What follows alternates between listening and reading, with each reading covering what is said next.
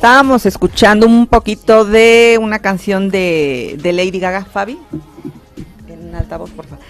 Se llama Perfect Illusion y fue su regreso a la industria, apareció después de un poquito tiempo que se había retirado.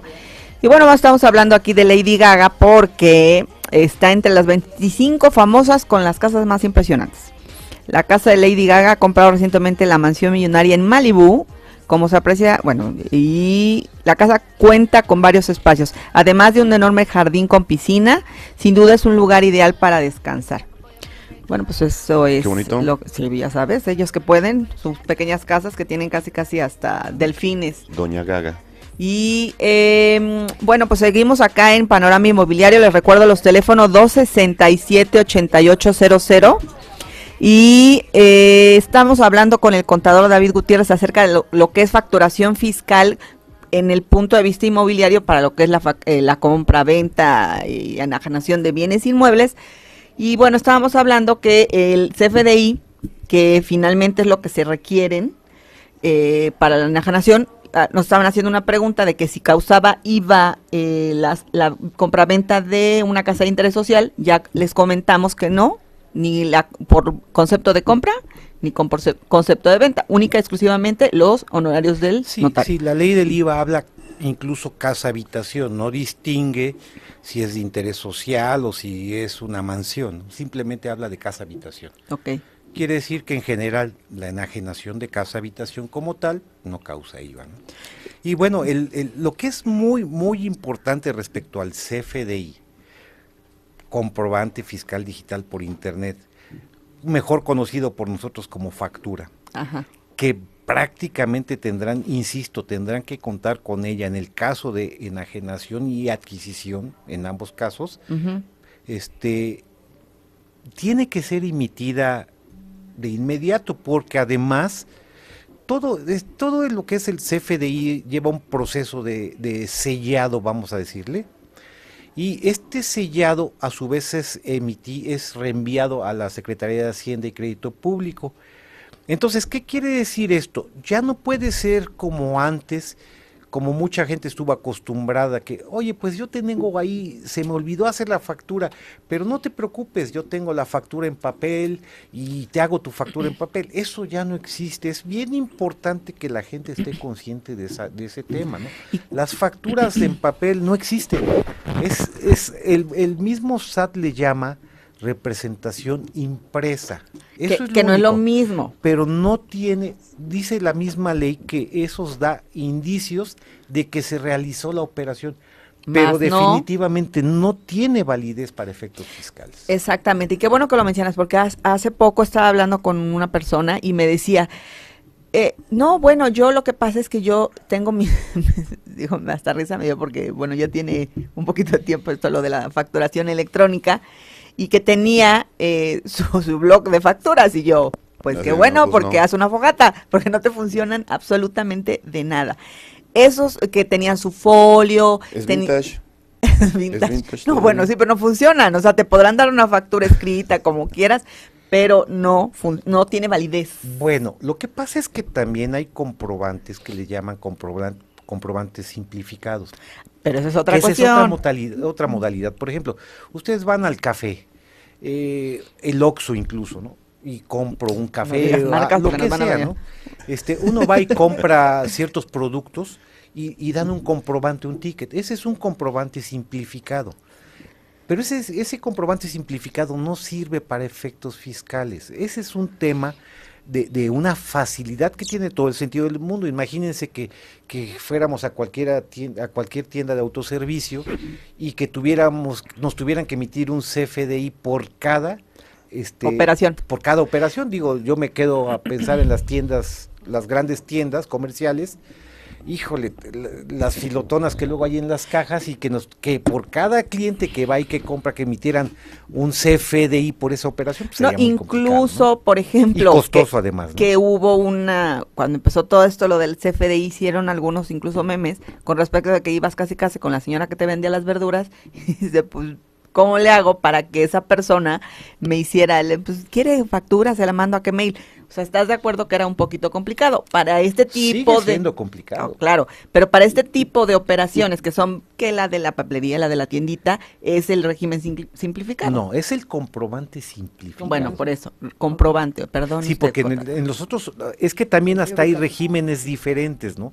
Por ejemplo, podríamos hablar de un régimen el que sustituyó a los pequeños contribuyentes, el régimen de corporación fiscal, que básicamente es en donde se incorporaron el RIF. El famoso RIF, que es básicamente en donde se incorporaron también los que conocíamos como repecos. El repeco, exacto. El repeco régimen desaparece de pequeños contribuyentes. De pequeños contribuyentes. Desaparece ese régimen Repeco. y nace el RIF. régimen de incorporación fiscal. Básicamente, y entonces estos, aún así, pues si uno requiere algún comprobante fiscal, uno puede solicitarlo porque la misma ley lo contempla. Dice que actualmente ellos no están obligados a emitir comprobantes si la operación es menor de 250 pesos. Anteriormente era de 100. Pero si yo les pido un comprobante, ellos están obligados a expedírmelo. Oiga, contador, yo te quiero preguntar una situación. Nosotros en el gremio manejamos mucho, obviamente, la venta de terreno. Y a los terrenos muchas veces se les hacen mejoras cuando se hace la enajenación de ese terreno. Hablo particulares, particular a particular. ¿Qué pasa o qué tengo que pedir para que me tomen en cuenta todas las mejoras que se le hacen al terreno? Por ejemplo, tenemos terrenos en plataforma, ¿no? Que por ejemplo está así, y entonces le metieron el trascabo y metieron ya para emparejarlo para dejarlo bien. ¿Eso cómo aplica en este caso? Sí, aquí el problema es que tenemos que convivir con circunstancias o situaciones fiscales diferentes. Ajá. Digo, por ejemplo, si hablamos, la persona que vende un terreno que adquirió hace 10 años, por decir una cosa. Bueno, en ese tiempo lo que existía era papel. No existía un CFDI, por lo tanto no tendría por qué él dar un CFDI, no estaba obligado porque no existía esa obligación. Entonces tendríamos que ir ubicando y tendría que ser muy, muy casuístico este tema. Por cada operación tendrían que analizar primero la fecha en el que se realizaron esas mejoras para que en función de ello definieran qué tipo de comprobante correspondía, porque incluso antes de que naciera el CFDI existió el famoso CFD, comprobante fiscal digital. Posteriormente nació el comprobante fiscal digital por internet. El comprobante fiscal digital, no recuerdo bien, pero yo tengo clientes que llevan, no sé, 4 años utilizando, 5 años, ¿no? Incluso antes de que fuera completamente obligatorio para todos. ¿Y por qué lo empezaron a utilizar? Porque salió esa facilidad. Uno solicitaba folios de autorización al SAT, el SAT te los autorizaba, autorizaba un sello digital, como también ahora se hace, y bueno, con eso tú emitías tus comprobantes y ya no tenías que estarlos emitiendo en papel, pero en ese tiempo estuvieron conviviendo, coexistiendo diferentes formas de facturar. Insisto, el papel siguió existiendo hasta que, no recuerdo bien la fecha, porque ha sido tan vertiginosos estos cambios, mucho, claro, que si no mal recuerdo, creo que en el 2013 empezó prácticamente a desaparecer el papel. Había algunos que decían, bueno, pues te damos la facilidad de que las facturas que te mandaste a hacer, que estaban autorizadas y todo, te las acabes, pero ya cuando te las acabes ya no puedes emitir una más y ya te tienes que cambiar a este método de facturación. Pero eso fue el año pasado. No. Lo que es la facturación electrónica tiene 3 años. No, lo que decías de lo del papel, que cuando te las acabaras. 3 años tiene 3 más. años. O sea, sí, pero ya no se pueden utilizar las de papel. No, las de papel, es más, 2016 no existe. Sí, ya. 2015 no existió, 2014 no me acuerdo. Que prendan una fogata con las facturas de papel. No me acuerdo exactamente en qué año dejó de existir papel. Y entonces eso se tendría que hablar, por ejemplo, le digo, volviendo al tema en sí inmobiliario, con el caso de los terrenos. ¿Qué voy a hacer, por ejemplo, con un cliente, aparte de venderlo, que lo hacemos muy seguido y muy bien? ¿Qué pasa? Tengo el terreno, ya se va a vender y resulta que el señor en efecto lo compramos en 2010. Y en 2010 No, o hizo sea, todas las mejoras. habría que... ¿Con quién se habla? bueno, tendría que ¿Qué co- método se hace? No, tendría que verificarse, insisto, la fecha de las Adquisición. mejoras, y bueno, eso se verifica dentro de la ley. Mire, incluso las mismas facturas, todavía incluso los programas del SAT Ujú. permiten verificar Muy bien. facturas. O sea, ustedes pueden, porque insisto, hubo un periodo en el que daban un número de autorización y de qué folio a qué folio, aunque fueran Exacto. impresas. Ok. Entonces, si no mal recuerdo, todavía en la página del SAT uno puede verificar esas facturas. O sea, sí hay Sí, todavía, claro, todavía mucha... hay forma, pero si no lo hubiera, pues tampoco estaban obligados. Recuerden una cosa, la ley no se puede aplicar de manera retroactiva Es lo que le iba a decir. en perjuicio de las personas. Básicamente ese es el principio con el que se rigen todas las actuales, incluso lo del tema fiscal. ¿Qué quiere decir esto?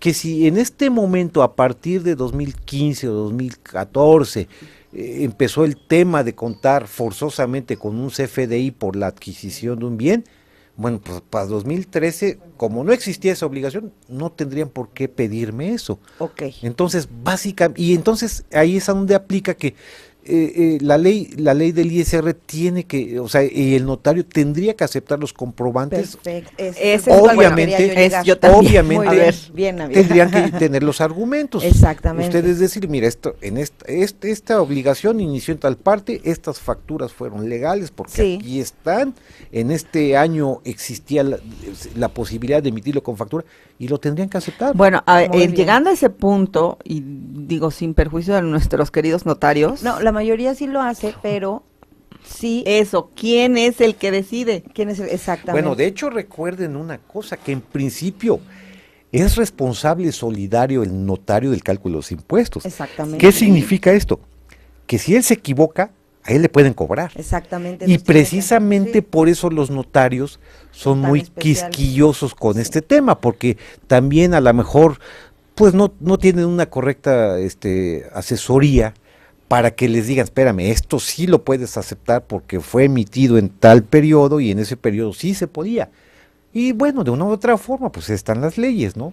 Exacto. Pueden verificar con las leyes anteriores cuándo nació la obligación y definitivamente tendrían que poder, deberían de Porque aceptarlo. ¿no? las notarías lo busquen al contador Fíjate para que estén actualizadas. porque este de tema hecho, importante. es lo que hemos platicado muchas veces, que finalmente eso se tiene que hacer así. La gente que está dedicada o que quiere vender un bien inmueble se tiene que acercar a la gente profesional, que es un buen contador, un buen notario y nosotros los asesores inmobiliarios. ¿Por qué? Porque nosotros estamos finalmente al día de todo lo que se está llevando y si en nuestro caso no nos compete a lo mejor lo que es este tipo de datos que son ya más específicos que llevan un contador o un notario, pues se va y se dirige uno a la persona indicada. Sí, yo considero que el que debiera tener todo esta información debe ser el notario, porque insisto, él es el que hace el cálculo de impuestos y es el responsable solidario en este tipo de operaciones. Sin embargo, bueno, pues sí, también con mucho gusto cualquier persona que quisiera una asesoría respecto a eso, podríamos ayudarlo. Pero insisto, toda esta información debería de tener el notario, porque él es el que hace las operaciones y bueno, estamos hablando que es el pan nuestro de cada día para ellos, ¿no? Exactamente. Digo, y le mandamos, por cierto, un saludo a Gerardo Orozco, de la Notaría 24, por Gerardo, cierto. sí, muy bien. Sí, Que porque sí siempre, expide la verdad, todo. sí, nos ayuda mucho en Nos cuanto a la asesora muy información, precisamente para nuestros clientes, porque preguntas como estas que te hacen las personas a ti, bueno, por medio de nosotros, pues están muy ad hoc finalmente para el tema. Les vamos a recordar los teléfonos por cualquier duda que tengan. Es 482-0925 y 240-7036. Y nuestro WhatsApp es el 22-22-67-8800. Tenemos acá al contador David Gutiérrez. A ver, David, yo quisiera, por ejemplo, que nos dieras unos tips a lo mejor a las personas que quieren en cuestión de facturación. ¿Qué es lo que les recomiendas tú como contador en tu experiencia? ¿Qué les recomiendas? Bueno, desgraciadamente se ha convertido en algo muy complejo el tema fiscal y principalmente en este tema, lo que es la facturación electrónica. Yo considero que las personas que no realizan actividades empresariales, pues no tendrían por qué saber de este tema. Desgraciadamente, las obligaciones fiscales lo han llevado a esto. Entonces, bueno, pues hay una aplicación en el SAT que incluso tiene un tutorial en el que te va diciendo paso a paso cómo debes emitir tu factura, que además es gratuita. Entonces, pues si tuviera necesidad de emitir una factura, lo tendría que hacer, aunque yo creo que en este caso, si es una persona que va a vender su casa, pues realmente lo que tiene que estar muy atento es que el que emita la factura correspondiente con el complemento correspondiente sea el notario. Exacto. Y en el caso de que alguien adquiera una casa con un particular, con una inmobiliaria o una persona física, ¿no?, que se dedique a comprar y vender, pues exigirle su comprobante, porque insisto, el día de mañana que quiera vender nuevamente su casa, no va a tener acreditado el costo comprobado de adquisición si es que la operación, por ejemplo, se hubiera hecho en este año. Ok. Digo, y con respecto a eso que estás diciendo, la semana pasada nos habló una persona, y ahorita me vino a la mente eso precisamente. Él es complicado, por lo que yo le entendí, porque yo le pedía que por favor me diera como que más documentación para estar más, saber más cómo estaba. Él compró una vivienda, la liquidó, pero parece ser que otra persona había hecho primero el contrato de compra-venta. O sea, haz de cuenta, una persona compró, dejó de pagar, y él se hizo negocio con por así decirlo, la constructora que vendió inicialmente, y liquidó la casa. Pero en primera instancia, él tenía todos los comprobantes de la primera persona, pero él no los hizo.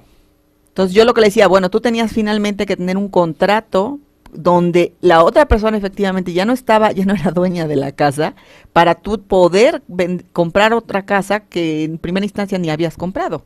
O sea, está complicado. Bueno, yo creo que este es más bien un tema jurídico, porque pareciera que estamos en las puertas de un fraude, ¿no? Sí. Entonces, y eso es lo que yo le comentaba, o sea, nadie puede vender lo que no es suyo, ¿no? Exacto, para empezar, exacto. Y eso aplica en cualquier lado. Se van a matar. Precisamente, que hemos comentado muchas veces que cuando vamos con el notario, ellos nos piden ciertos requisitos para efectivamente saber que el que está vendiendo es el dueño y no hay ninguno. Hay unos avisos preventivos que se efectúan para notificar al público en general que esa propiedad ya se va a vender y nadie puede hacer nada con esa propiedad. Bueno, de hecho los abogados y los notarios envían esos avisos preventivos precisamente para que nadie vaya a abusar de otra persona. O sea, no, preventivo para todo, no sirve nada, no, bueno, ahorita está un poquito más controlado. Gente que trae pagarés, cargando. Sí, pero hay mucho. Oye, David, bueno, pues se nos come el tiempo. Sí me gustaría que dieras tus datos, páginas, todo lo que manejas, por cualquier cosa a la gente que nos esté escuchando y que se quiera acercar a ti, porque déjeme decir que es un muy buen contador y muy bien hecho. Sí, la verdad que sí. Ya lo encontraste. Entonces, bien, datos. Bueno, nosotros nos llamamos Asesores Fiscales Administrativos DIM SC. Estamos en Boulevard Municipio Libre 1625, antes Las Torres. Nuestros teléfonos 222-368-8720 y 368-8741, y nuestra dirección de email dimsc1@prodigy.net.mx. Mi nombre es David Gutiérrez y con mucho gusto podremos atender. Muchas gracias, David. Ahí tienen una buena opción, se los recomiendo. La verdad, es bueno estar bien asesorado, siempre tiene el tiempo, la verdad, para dar, porque finalmente eso es lo importante. Cuando tienes una duda, a veces es como el doctor, lo que es el abogado, el contador y el doctor siempre tienen que estar ahí. Y en este caso, pues yo sí recomiendo ampliamente al contador David Gutiérrez. Bueno, yo creo que en el caso de operaciones que son patrimoniales, sí, es muy importante tener muy buena asesoría de todo lo que uno va a hacer, ¿no? Exactamente. Entonces acá les recomendamos al contador David. Me dio mucho gusto, como siempre, que estés acá. Esperemos que vuelvas otra vez con otro tema. Sí. Digo, facturación electrónica es muy amplio. Es sumamente amplio. Algo que nuestra audiencia a lo mejor nos pida que podamos hablar en cuestiones contables, fiscales. Yo sé que él lo va a hacer. ¿Cuántos años tiene tu empresa? Nada más porque eso quería pues tenemos algo así como 20 años. O sea que... pues apenas ayer. Apenas, esos son unos bebés. Apenas ayer. Ok, bueno, pues vamos a un corte. Agradezco mucho al contador David Gutiérrez y regresamos. Esto es Panorama Inmobiliario.